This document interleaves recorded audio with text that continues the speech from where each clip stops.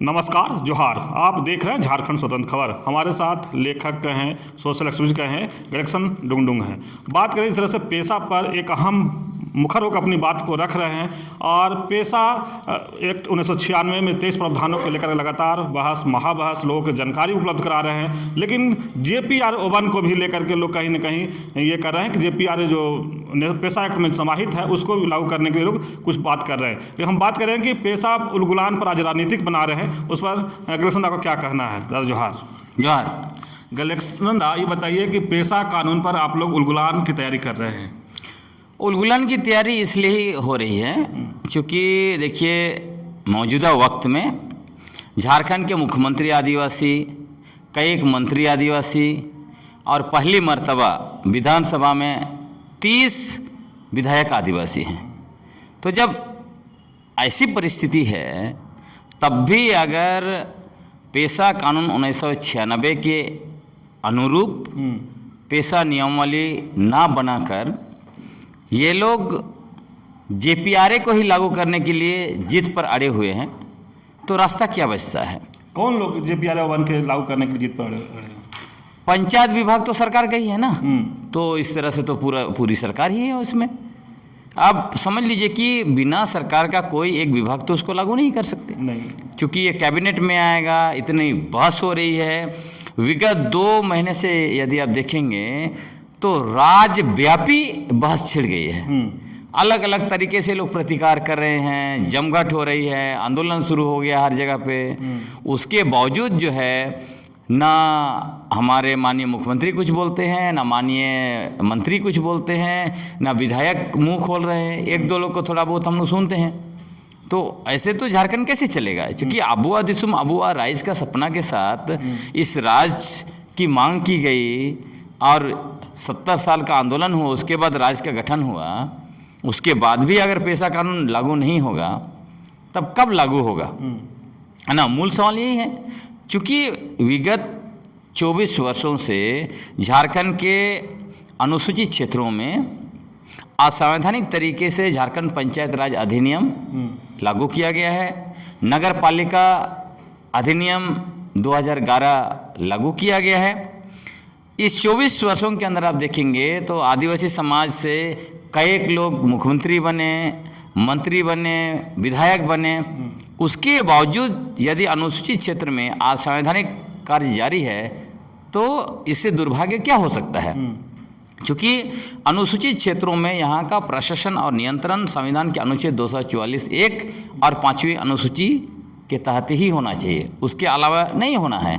और इस संदर्भ में देखिए, JPRA को जब यहाँ लागू किया गया है 2015 में, विधानसभा का जॉइंट सेक्रेटरी ने इस पर सवाल उठाया।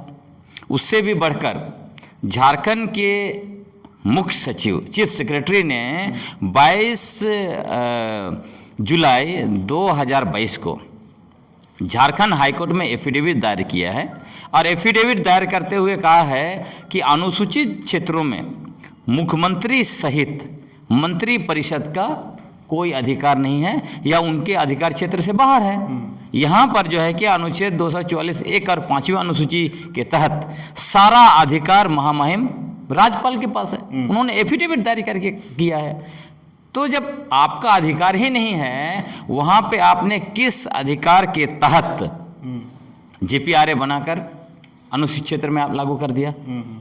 आपने किस अधिकार के तहत नगर पालिका कानून 2011 बनाकर यहाँ लागू कर दिया? चल रहा है।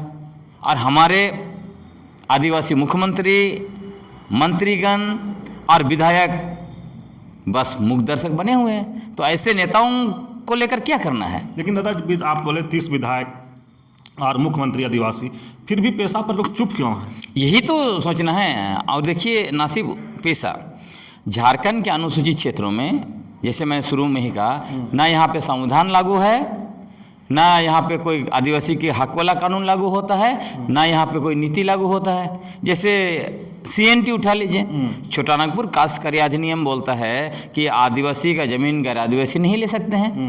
उसके बावजूद यहाँ हम लोग राजधानी में बैठे हैं, पूरी राजधानी जो है गैर आदिवासियों से भर जा रही है। आदिवासियों के जमीन में बड़ा बड़ा इमारत कैसे खड़ा हो रहा है। फिर हमारा आदिवासी मुख्यमंत्री, आदिवासी मंत्रीगण और विधायक क्या कर रहे हैं भाई, किस काम का?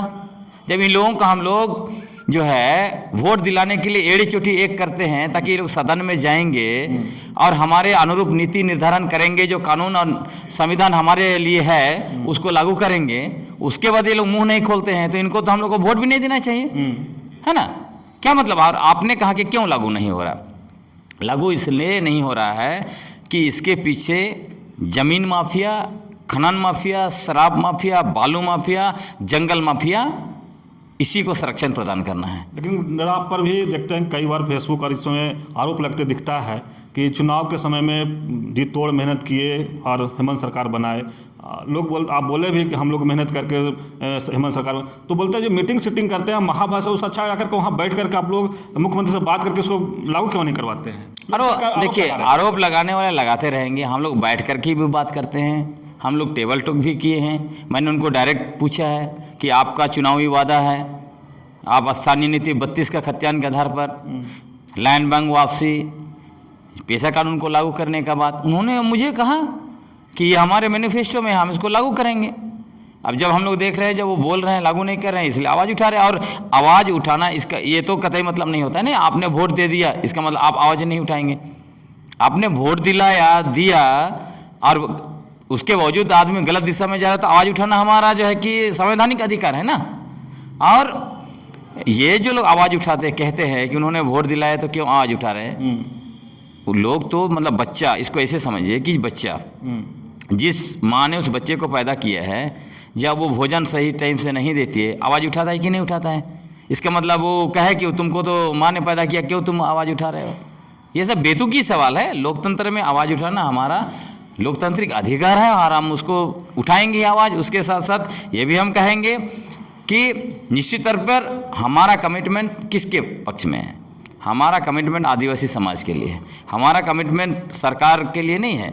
हमने जिनको वोट देने के लिए कहा है या खुद वोट दिया है, तो निश्चित तौर पर लोग सवाल पूछेंगे तो उनको हम उनके प्रति जवाब दे हैं। तो हमारा उलगुलान चलते रहेगा, जिनको जो सवाल पूछना है, आरोप लगाना है, उनको लगाने दीजिए। लेकिन पिछले बार आप लोग राजनीतिक पार्टी को बुला करके पेशा पर बहस करवाए थे, उसमें क्या निष्कर्ष निकला? हम लोगों ने, देखिए, जब से हम लोगों ने पेशा पर बहस शुरू किया है, अलग अलग तरीके के लोगों को बुलाया है, तो आखिरी में हम लोग देख रहे थे कि अलग अलग पॉलिटिकल पार्टियां वो आके अपना पक्ष रखें, लोग आए अपना पक्ष रखें। और कुछ लोगों ने कहा भी कि अभी विधानसभा सत्र हो रहा है, कोशिश करेंगे वहाँ आवाज़ उठाने के लिए, कैबिनेट में आएगा, टीएसी में आएगा, आवाज़ उठाएंगे। तो ये निरंतर एक प्रक्रिया है। और इसके बाद हम लोग ना सिर्फ यहाँ राजधानी में बहस चला रहे हैं, हम लोग गांव-गांव जा रहे हैं। अभी अलग अलग जगह पे कर्रा में प्रोग्राम हुआ, अनगढ़ा में प्रोग्राम हुआ, अभी कल परसों हमारा बहुत बड़ा कार्यक्रम है आपका ये खूंटी के पास मुढ़ू में। तो ये निरंतर है, चूँकि जनसलाब धीरे धीरे उमड़ेगा, देखिएगा। तो ये निरंतर चलता रहेगा। कुल मिलाकर यही देखिए, सिंपल सा लॉजिक यहाँ पर है। पेशा कानून क्यों लागू नहीं करना चाहते? क्योंकि पेशा कानून जिस दिन लागू हो जाएगा, जो नदी है वहाँ से बालू बिना ग्राम सभा का अनुमति के नहीं ले सकते। तो इलीगल इतना ट्रक जाता है, वो किसका ट्रक है? उसी तरह पहाड़ों पर इलीगल क्रशर लगा हुआ है, जहाँ पे मुख्यमंत्री है, पूरा शासन है, वहाँ भी इलीगल पहाड़ में जो है कि क्रशर लगा के लोग जो है कि ट्रक गिट्टी बेच रहे हैं। बताइए, ऐसा संभव है? जहाँ एक अदना सा आदमी कोई अपराध करता है, उसको खोज के पकड़ के जेल में ठूस दिया जाता है। तुरंत पकड़ लेते। तो इसी से समझिए वहाँ से किसको आ रहा है पैसा। अब जंगल जो उजाड़ा जा रहा है, बड़ा बड़ा टिम्बर बिक रहा है, वहाँ से पैसा किसको आ रहा है? जमीन, आदिवासी की जमीन पर इतना रियल एस्टेट बिजनेस खड़ा है, इतना बड़ा बड़ा जो है कि अपार्टमेंट बन रहा है, उसमें से पैसा किसको आ रहा है? सारा नौकरशाह से लेके सफेदपोश नेता मंत्री इसीलिए मुंह नहीं खोलते हैं ना, सबको को पता है। तो कुल मिलाकर जनता को अभी पता चल चुका है कि जल जंगल जमीन को बचाना है तो हम लोग को पेशा कानून लागू करना ही पड़ेगा। और पेशा कानून हमारे लिए बहुत बड़ा हथियार है। जेपीआरए नहीं चाहिए। क्यों जिद पर अड़े हुए जेपीआरए? क्योंकि जेपीआरए में मूल अधिकार दिया ही नहीं है। जेपीआरए तो लागू है ना, फिर भी क्यों बालू जो है कि ट्रक हमारे इलाके से जा रहा है? हाँ, उसी तरह जो है कि क्रशर चल रहा है, तो जेपीआरए तो नहीं बचाएगा, इसीलिए उसको लागू करके रखना चाहते हैं। लेकिन दादा, पक्ष तो ठीक बात नहीं कर रहे, लेकिन विपक्ष के लोग भी कोई पेशा पर बात नहीं कर रहे हैं। विपक्ष के लोग इसलिए नहीं करेंगे कि झारखंड के 24 वर्षों में 16 साल इन लोगों ने शासन किया है। अब 16 साल शासन किया है तो यहाँ झारखंड के अनुसूचित क्षेत्रों में संवैधानिक संकट तो इन्हीं लोगों ने खड़ा किया है। 2001 में सबसे पहला कौन सा नीति आया था? औद्योगिक नीति। उसके बाद जो है कि जेपीआर इन्होंने लाया, जबकि करना क्या था, पेशा के लिए सिंपल नियमावली बना के लागू करवाना था। उसके जगह इन्होंने जेपीआर असंवैधानिक तरीके से लागू किया। 2011 में किसकी सरकार थी जिन्होंने नगर पालिका अधिनियम 2011 लागू किया? तो जो विपक्ष में है उन्होंने ही ये तो करके रखा है ना, तो वो क्यों जो है कि लागू करने की मांग करेंगे। दूसरी बात, सबसे ज़्यादा खनन माफिया, बालू माफिया, दारू माफिया, सारे चीज़ों के यहाँ से, सबके यहाँ से बोरा भर भर के गांधी छाप किन के पास पहुँच रहा है? तो क्या वो लोग अपना जो है कि रास्ता बंद कराएंगे? नहीं कराएंगे ना। तो सिर्फ जनता को बहलाने के लिए लोग बोल देते हैं कि हम लोग पेशा कानून लागू करेंगे, या अभी मांग करें एक दो नेता की लागू करवाना चाहिए, विपक्षी वाले लोग, है ना। दूसरी बात कि जो सत्ता पक्ष वाले हैं, इंडिया गठबंधन के लोग हैं, उनको भी इस बात का एहसास नहीं था कि इतना बड़ा जो है कि उलगुलन हो जाएगा।